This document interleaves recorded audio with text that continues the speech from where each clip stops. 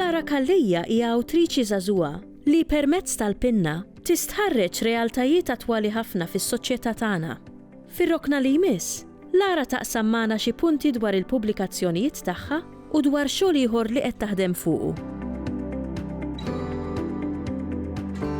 Muslimin huwa ktieb li wajsu forma ta' diarju jispjega proċessi ta' persuna adolescenti li kienet tgħix fin-90s u meta kibret u qed tispjega b'mod personali dirett tad-daħq u ġieli tad-dwejjaq u b'mod onest ħafna il-proċessi ta' ħajjitha. Il-pubertà, l-ewwel darba li kellha x'taħsam ma' raġel, l-esperjenzi tal-junior college tagħha, hija storja fejn din it-tfajla qed titkellem mal-qarrej u qed tispjegalhom x'inhi għaddejja.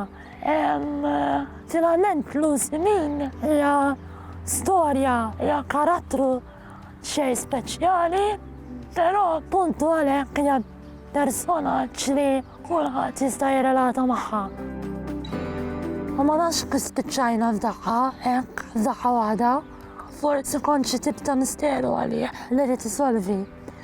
Ta' 17 dan-nej kien jagħmel xeba mortali.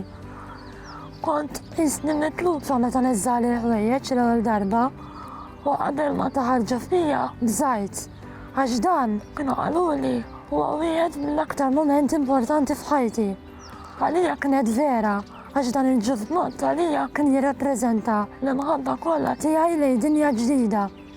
U meta fl-aħħar daħħaġa fija, daħħew il-qnieper kollha laqajmuni f'sodda sabiħa ta' tfajla ferħana u żverġnata minn ġufnot cool, sabiħ u intelligenti.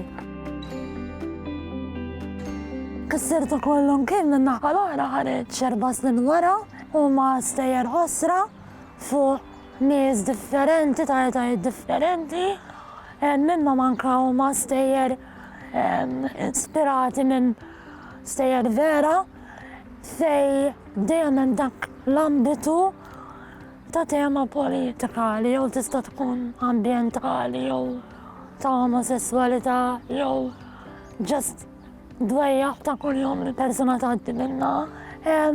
U permezz ta' dawn l-istejjer joħroġ ċertu temi politiċi li preżentament fis-soċjetà Maltija kulħadd qiegħed iħosshom. Jien ma nafx kont qed nagħmel hemm jien, ma kienx żmien sabiħ, kont insib is-serħan biss fid-dlam u fil-kwiet. Il-fawwara kien sar post favorit. Ġieli kont nimxi lejn il-kappella tal-Madonna ta' Kannu biex ngħid iċċaqlaqt ftit jew biex forsi ninjaf niltaqa' ma' xi ħadd jew xi ħaġa ġdida.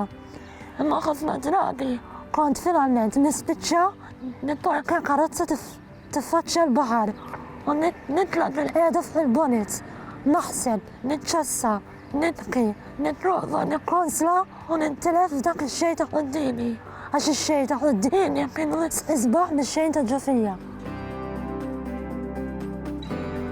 Din is-sena għandi proġett ma' spazju kreattiv, ktibt l-ewwel xogħol teatrali magħhom, kellu jidher issa, però ħabba sitwazzjoni preżenti ħadsir f'Ottubru.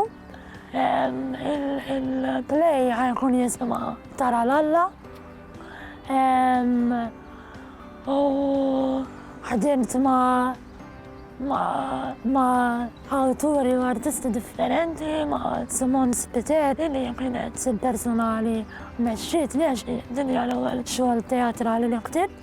U ħana ħdem anke ma' Liem bħala direttriċi u ninsab vera ħerqana din l-esperjenza. U ġenerali dejjem infittex kif نستا نتعلم كتبة أحيانا لأن الكتبة تاعي على فويا دين السنة حتى بريدي لأن اللي عادني الورا وريت الناس على حفظ أحيانا لأن اللي مالتا إن جنرالي في تخون ستوري تيلينج ونوفل رايتينج عنا حفظنا في أمر قديم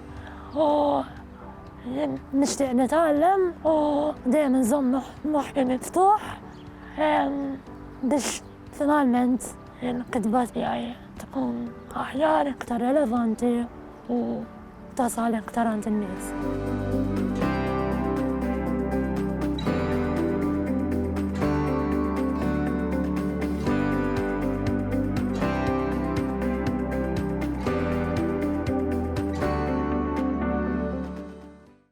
Il-Sinna jixtieq jirringrazzja lill-Aġenzija Nazzjonali tal-Litterizmu, lill-Kunsill Malti għall-Arti u l-Kultura, lill-Ministeru għall-Edukazzjoni u x-Xogħol, lill-Kunsill Nazzjonali tal-Ilsien Malti u lid-Dipartiment tal-Malti fil-Fakultà tal-Arti l-Università.